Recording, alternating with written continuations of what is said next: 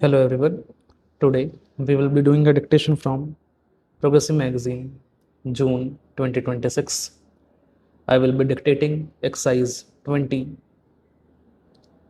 We will start the dictation in 10 seconds.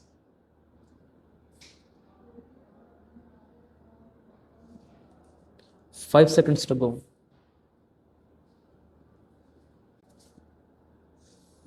Start. What I have said in regard to students in general would not, however, apply to the students of agricultural schools and colleges.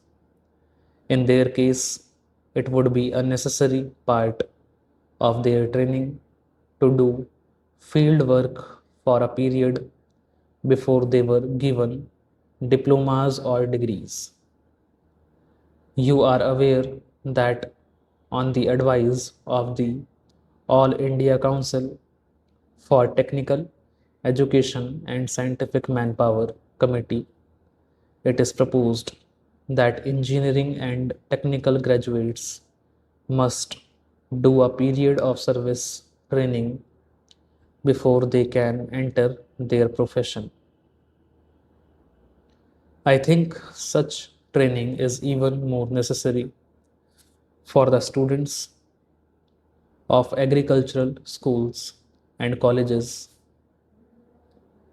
I would, in fact, go further.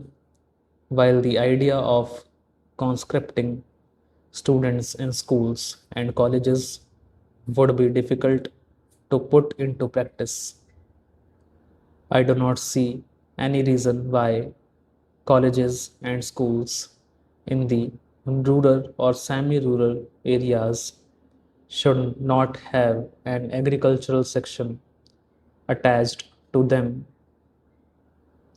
The difficulties I have mentioned above arise only when the students are taken away from their homes or places of normal residence.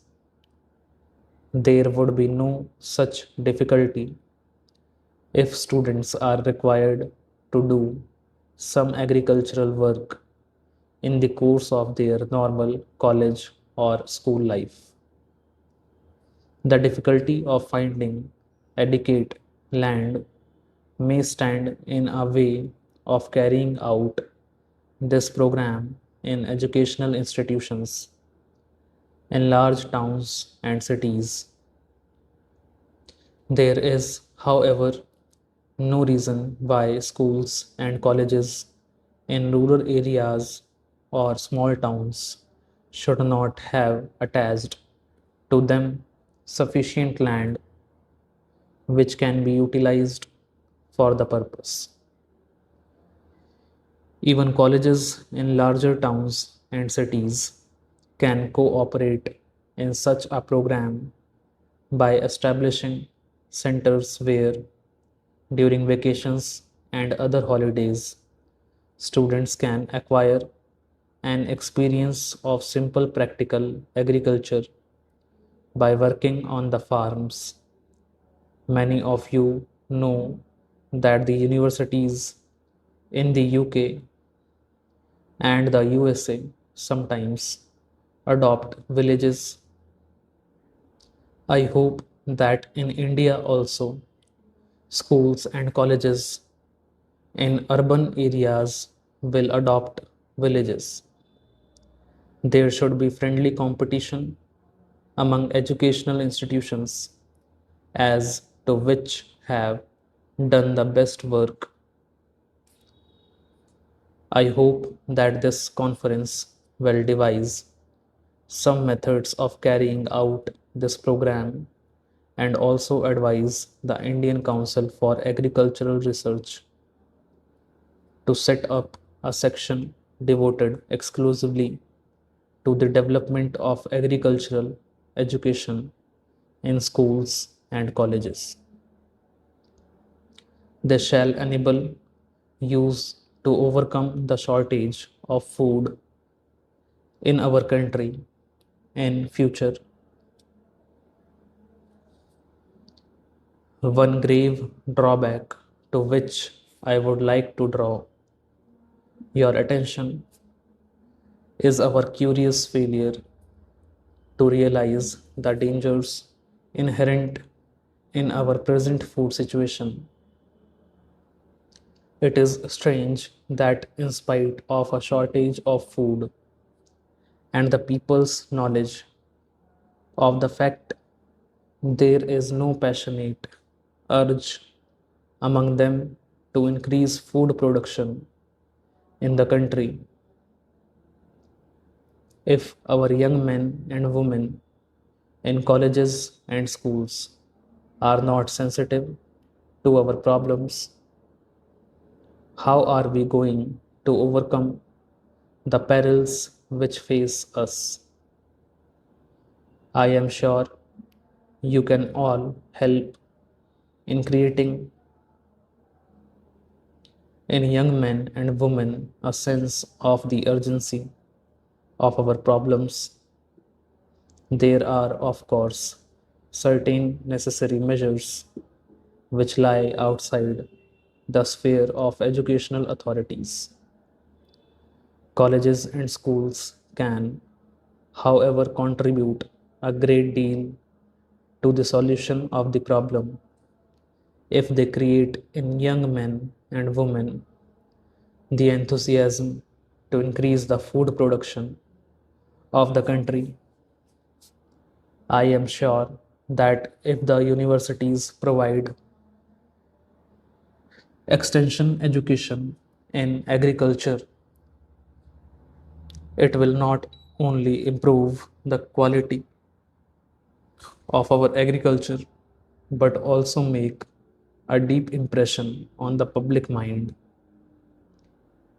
It will help to break down the barriers which divide the literate classes from the unlettered. It will also improve the quality of our educated classes by bringing them nearer to the soil and giving a more practical bias to their minds. I referred earlier to countries where agriculture is more productive and gives far better results than in India for each units of manpower. It is obvious that if we are to improve our agricultural production, we must profit by the experience of such countries. We must therefore create closer contacts with all countries which have applied scientific methods to agriculture and shown tangible results of such application. Naturally, the first country we think of in this connection is the USA. In industry as well as in agriculture, she has made a phenomenal progress. We must try to adopt and adapt her methods in both fields. She has, under the Full Bright Act and other enactments, made a generous provision for receiving from and sending out to India teachers and students from various fields of study. We must take the American experts in the various fields of agriculture. The universities have always, in all countries, played a leading part in transforming the quality of the life of the people. In order to perform this function successfully, the universities must base their programs on the real needs of the country. Until now, our university education has proved inadequate because it has ignored agriculture altogether. Stop. Also, if you like the dictation and want more dictations like this, then do press the subscribe button. And if you want to type the same dictation and get the SSC like result, then do log on to stenodaily.com and practice the same dictation there. Thank you.